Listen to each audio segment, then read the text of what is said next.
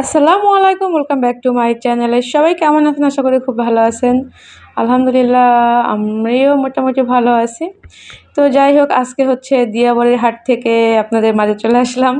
দিয়াবাড়ির হাটে আসছি আজকে আমরা রাতেরবেলা। তো আমরা হচ্ছে আজকে আরেকটা গরু নেওয়ার জন্য আসছি। দেখি আসলে নিতে পারি কি না। কিন্তু এখানে প্রচুর পরিমাণ দাম। তো আমরা হচ্ছে প্রথম একটু হাট হাট মেন যে হাট তা থেকে একটু আউট সাইডে আসছি।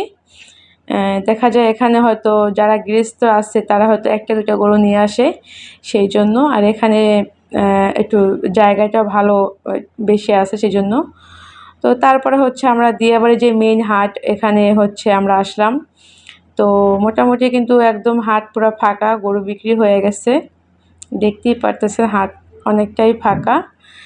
তো তারপরে হচ্ছে আমরা দেখার চেষ্টা করছিলাম বা দামাদামি করতেছিলাম, কিন্তু এখানে হচ্ছে অনেক বেশি পরিমাণে দাম যাচ্ছে।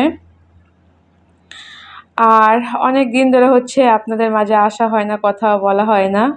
আসলে আমি শারীরিকভাবে খুবই অসুস্থ আছি সেই জন্য, আর বাসায় যেহেতু মেহমান আছে, ঝামেলা অনেক, সেই জন্য এই গরমে আসলে ভিডিও করতে ইচ্ছা করে না। তো ফাইনালি হচ্ছে এখানে বিশাল সাইজের একটা বড় গরু দেখতে পারতেছেন। এই গরুটার হচ্ছে তারা নাম দিয়েছে হচ্ছে কি লাল বাহাদুর, মনে হচ্ছে এরকম কিছু একটা নাম দিছে।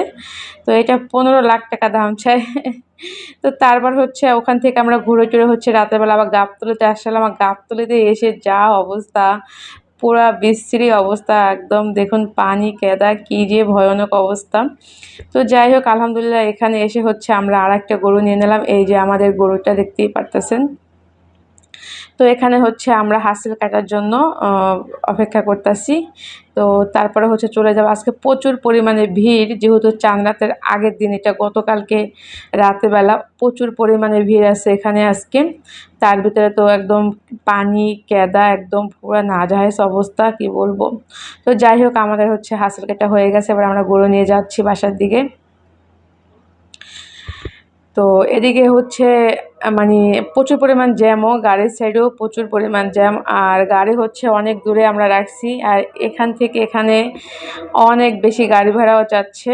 কি আর করার, মানে বলে না, বাংলাদেশে তো আসলে সব কিছু গলা গলা কেটে নেয়, সুযোগ বোঝে জনগণ, যে যেখান থেকে সুযোগ পায় সে সেখান থেকে নেয়।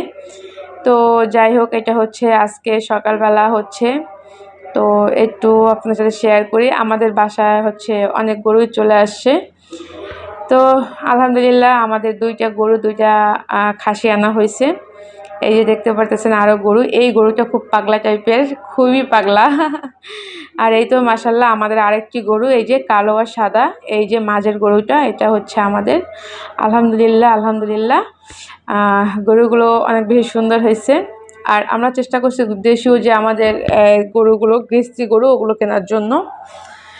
তো এই যে দেখুন, ওরা আসলে যা করে অনেক, মানে যুদ্ধ করে ওরা। তো এই তো আমাদের বাসার গরু এখানে, আরও অন্যান্য লোকেদেরও আছে এখানে। এই যে, মানে এই যে, আর এই যে আমাদের দুইটা খাসির নিচ্ছি আমরা এখানে।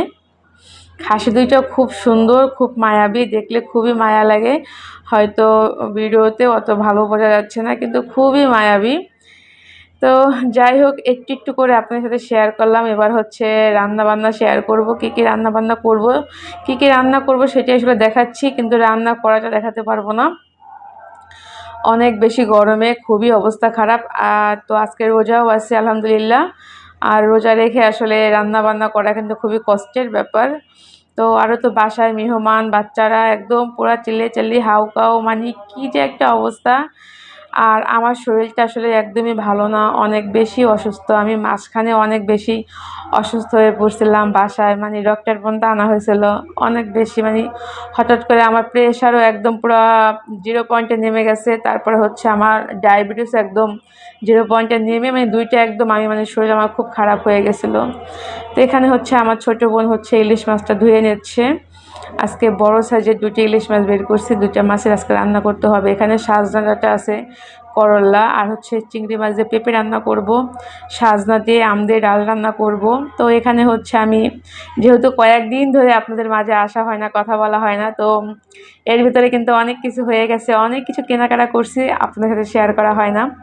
তো এই তো এখানে হচ্ছে 3টে ফ্রাই প্যান কিনে নিচ্ছি আমি, 3 সাইজের 3টা হচ্ছে এগুলো আমার খুব ভালো লাগলো, সেই জন্য হচ্ছে কিনে নিয়ে আসলাম। তো একটা হচ্ছে 26, 24 আর হচ্ছে 22, 3 সাইজের 3টা নিয়ে আসছি। ঠিক আছে, আমার কাছে ভালো লাগছে তাই নিয়ে আসছি আসলে।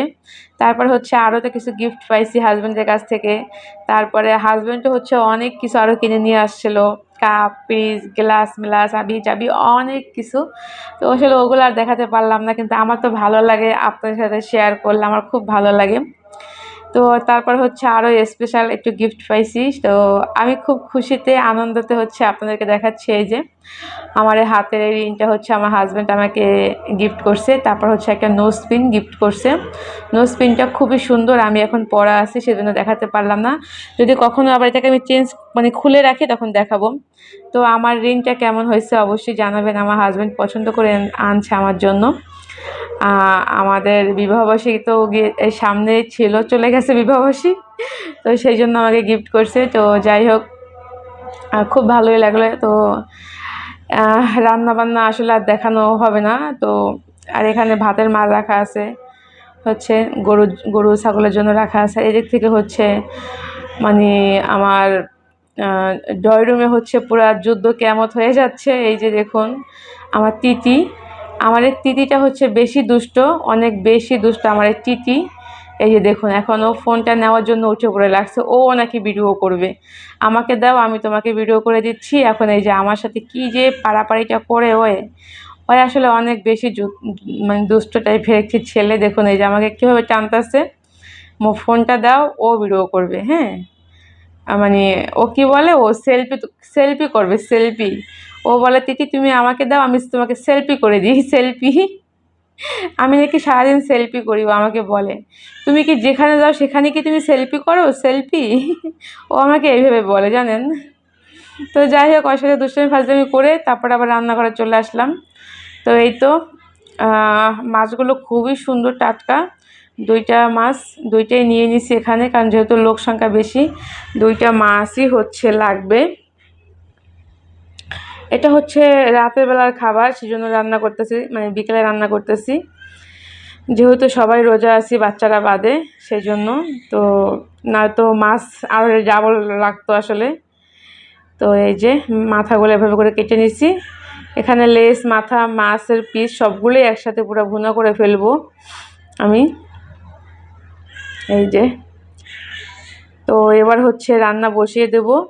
রান্না করাটা আর দেখাতে পারবো না আসলে, গরমে ফোন ধরে রাখা খুবই বিরক্তকর। আর সত্যি কথা বলতে জানেন, আমার না একদম ভিডিও করার মনই ভেঙে গেছে, জানি না কেন আসলে। আমি জানি না আপনাদের মাঝে আর কাজ করতে পারবো কিনা, তাও আমি সঠিক বলতে পারবো না। আমি আসলে আমার অবস্থা সব দিক মিলিয়ে খুবই একটা খারাপ অবস্থা, শারীরিক মানসিক মনের দিক থেকে সব কিছু মিলিয়ে অবস্থা খুবই খারাপ।